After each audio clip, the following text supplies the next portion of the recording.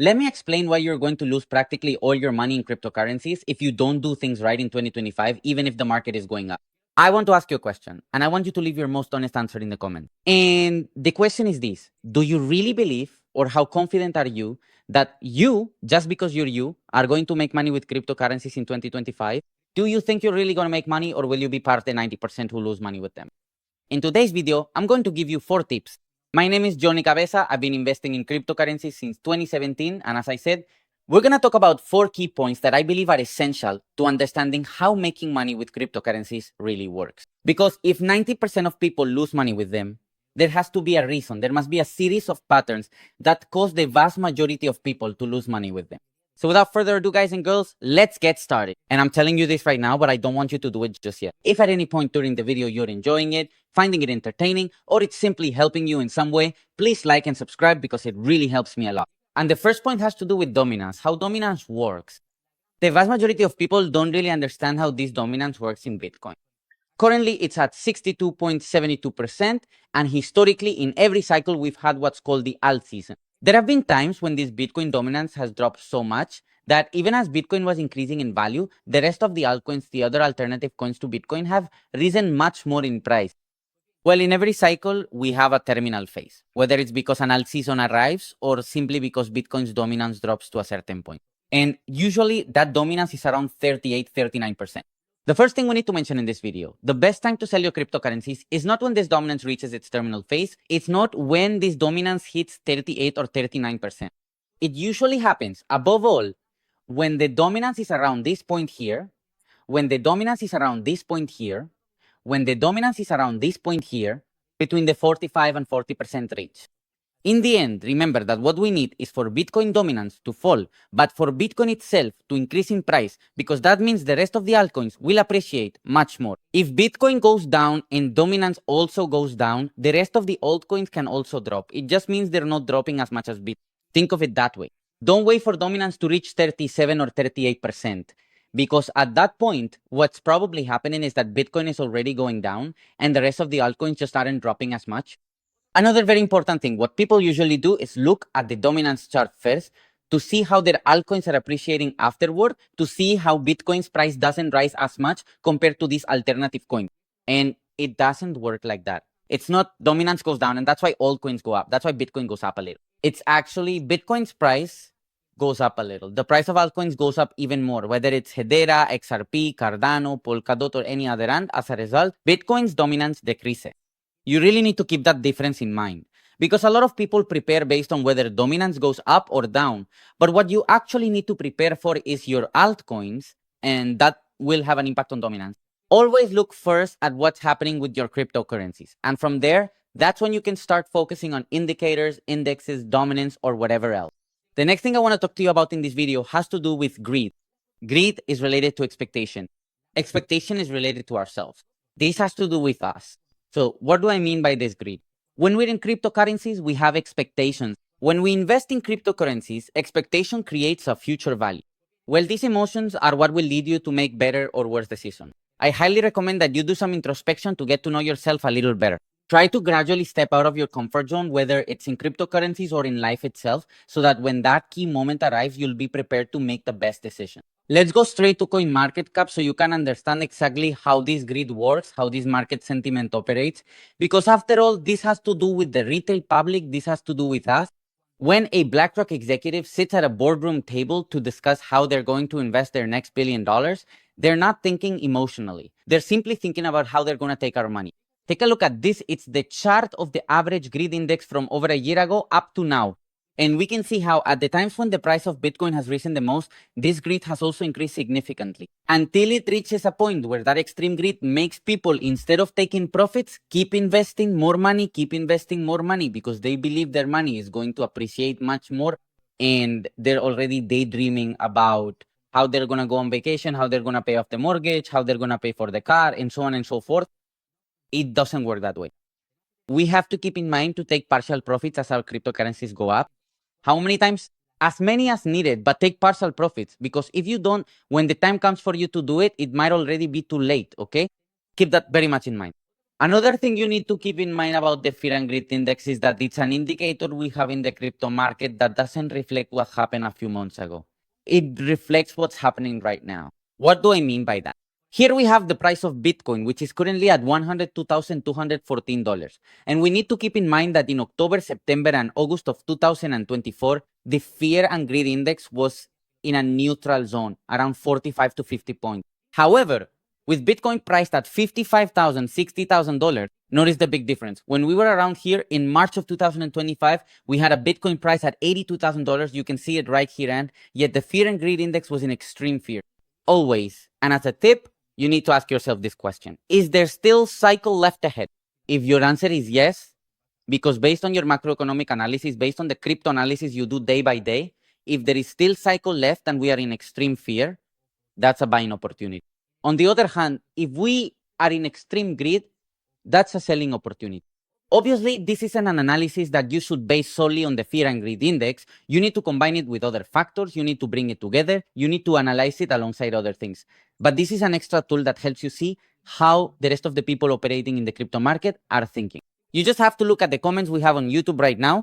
Currently, the comments we have on YouTube are much more positive. In fact, if you check out the Telegram groups on Twitter and so on, the comments people are making are much more positive than the ones we had back here. If you go back and watch my videos from this period over here, you'll see a lot more criticism. However, in this later period, you'll see many more positive comments. Maybe people are a bit more or a bit less accurate, but the general sentiment people have affects how they analyze information, how they interpret reality.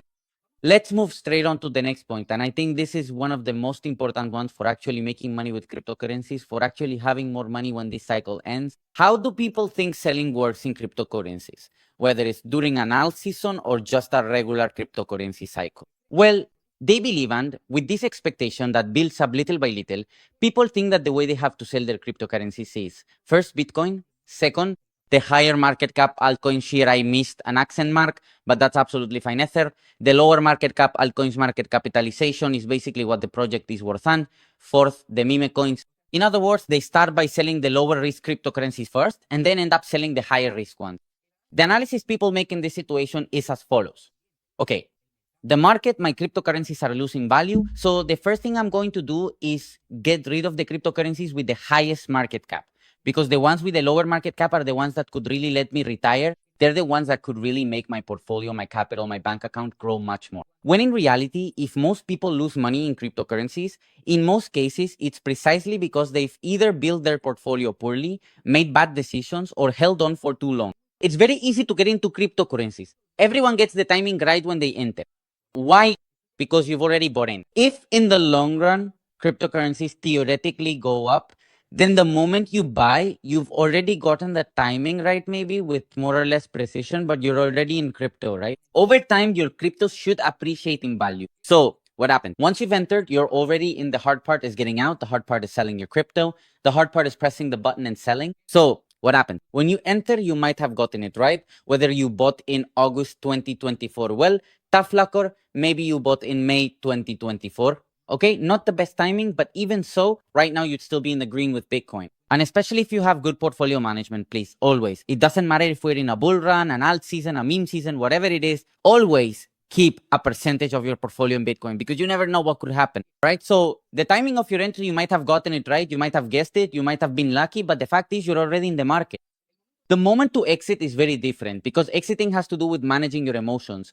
It's about asking yourself, am I already satisfied with having doubled or tripled my investment? Or do I keep holding? Do I keep holding onto this cryptocurrency to see if I can make a 5-fold return, or maybe a 7-fold return? Or maybe with this 8-fold return, I could pay off my mortgage and then the apartment would be paid off and I wouldn't have to worry anymore.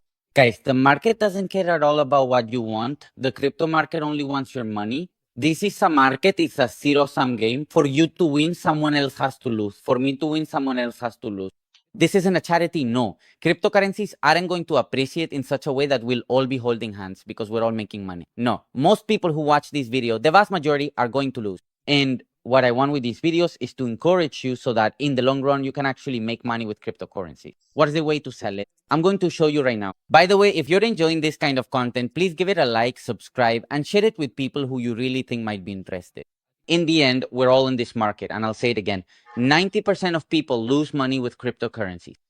Send it to all those friends who you think are getting a bit carried away, saying things like, my portfolio is already up 7 times, my portfolio is up 9 times, or, well, I'm basically retiring this cycle. Send it to all those friends who really believe they're going to make money with cryptocurrencies in this cycle. Let's continue with the video. By the way, I want to remind you that if you're tired of getting hit with fees, in the description of this video, there's a referral link where you'll get a percentage discount on commissions. Believe me, especially if you're just starting out in cryptocurrencies, you might not know or really understand how these fees affect you on any exchange. But basically, as time goes by, the exchange will keep charging you fees as you keep trading. If you can get a 20% discount on fees, that's money you'll save. Wix, an exchange without KYC, where you can do different activities and they'll give you money trading bonuses. This one doesn't require KYC. It only takes a minute to create an account. The other one we have would be on Bitget. This one does require KYC. Maybe it's for people who trade more frequently or have more capital. And right now there's 1 day and 11 hours left before this cashback event ends, where a lot of people have received $50. I also got $50.25. In fact, I managed to unlock the $250 reward by reaching 5 million in trading volume. Obviously, if you're just starting now, you probably won't have enough time to reach those 5 million in volume. But if you do some trading, you might be able to hit 1 million in volume and get 25, 55. A total of $80. It's cumulative, okay? You have to keep in mind that it's cumulative. When you have either of these two accounts, you'll also find a link in the video description to join my private trading group, where I'll also teach you leverage trading. So far, we've done 50 trades and only lost 1. If you don't believe it, join the group yourself and see for yourself. So Wix without KYC, Bitget with KYC. Make a deposit, remember, please. Do at least 1 trade in futures and fill out this form, and my team will add you directly to that private trading group. Guys, let's continue with the video. If we go straight to the meme coin narrative on CoinMarketCap, you'll notice that in the last 7 days, many of these cryptocurrencies are among those that have appreciated the most in value within the top 100 cryptocurrencies on CoinMarketCap. And if we look outside the top 100, it's the same story. Dogecoin, 25%, Shiba Inu, 13%, PEPE, 55%, the Trend coin, which seemed dead and was just in the background, 5%, Bonk, 17.73%, and so on, and so on, and so on. And in fact, if we go straight to crypto bubbles, we can see that over the past week, the cryptocurrencies that have appreciated the most are meme coins. But Johnny, you just told me that if you sell meme coins last, the probability of losing money with cryptocurrencies is much higher. Yes, yes. And on top of that, to make matters worse, look at this. In the past month, you can see that the cryptocurrencies that have appreciated the most are also meme coins. We have Floki, we have PEP, we have BRIT, we have WYF, we have Pengu, we have Floki. The cryptocurrencies that have appreciated over the past month are also meme coins. Johnny, then why should I sell them first? Well, precisely because they are the ones most closely associated with that market sentiment. People think about cryptocurrencies in a certain way. I invest in Bitcoin. Oh, Bitcoin is going up. All right. I'm going to invest in an altcoin, in Polkadot, in Cardano, in Ethereum, in Solana, in XRP, in Hedera. Oh, these cryptocurrencies are also going up. Now I'm going to do something. Why don't I go for the most radioactive meme coin out there so I can make even more money? That's the way people reason. And what ends up happening is that when the crypto market goes up, the ones that go up the most are the meme coins. When the crypto market goes down, what drops the most? I won't just tell you, I'll show you. Let's go straight to CryptoRank to see the returns over the last 6 months for the main cryptocurrencies in the crypto space. And you'll notice that even though WIF may have gone up 100%, even though Dogecoin has skyrocketed, Shiba Inu, PEP, Breed, whichever one over the last 6 months, the cryptocurrencies that have dropped the most, the first is WIF, the third is Floki. If we scroll down a bit, we see Bonk, Dogecoin, Shiba Inu, PEP. If we go further down and add more cryptocurrencies, more meme coins keep showing up. What do I mean by this? When everything is going well, things go up very quickly, especially meme coins. But when things go badly, the first to fall are also the meme coins. You might have gotten your entry into cryptocurrencies more or less right, but when it comes to exiting, no one has a crystal ball to tell you when the last day is. And what usually happens when a cryptocurrency cycle ends is that we see a pullback and we all hope that things will go back up, but at some point it never rises again, or at least not until the next cycle. If you're going to sell your cryptocurrencies, do it this way. First, sell the meme coins. Second, the low market cap cryptos. Third, the altcoins with higher market capitalization. And finally, we sell Bitcoin in case you want to sell Bitcoin. If you want to hold it for the long term, that's great too. But this is the way to approach it. With this, by making the most efficient decisions possible, you're not going to get 8 times your money just like that. Because yes, getting the maximum multiples, that has to do with selling your meme coins, last of all. But again, no one knows when the last day of a cryptocurrency cycle is until the next. And I can assure you that when the cycle ends, meme coins, the vast majority of them don't go back up in the next cycle. Low market cap cryptos, in the next cycle, most of them don't go back up either. Let me explain why. You might think that a medium market cap cryptocurrency, a high market cap one, or even one with a very large market cap, right? That there are some where this also happens. You might think that maybe in the next cycle you say, well, if I hold it this cycle and it doesn't recover its price, then I'll just sell it in the next cycle. No, no, no. What seems incredibly good right now, in the next cycle, a ton of new projects have come out. There's more adoption in the crypto market, and it no longer has the excitement or novelty of that cryptocurrency that used to be great, Cardano, and so on and so on. Polygon, we have plenty of examples in the crypto market, and all that new adoption isn't going to focus on what was there before. It's going to focus on what's new. That's how human beings work. We adapt to what's new, we find efficiency in what's new, and you can apply this to any field. When cryptocurrencies are going up, the probability that Ethereum or any altcoin will end up rising more over time than Bitcoin. And I'm fully aware that in 2024 it hasn't exactly been like that, but we also can't look at it in a very negative way. In 2024, we've had cryptocurrencies, for example, those with the ISO 20000 and 22 narrative, that have performed better than Bitcoin. We have Solana as well, which has also partially performed better than Bitcoin. It's true that considering the dominance we currently have, the vast majority of cryptocurrencies haven't performed better than Bitcoin, although once dominance drops, most cryptocurrencies will outperform Bitcoin. That's exactly why you need to keep a cool head. I'm not telling you to settle for less X, but think long term. Don't just think about this cycle.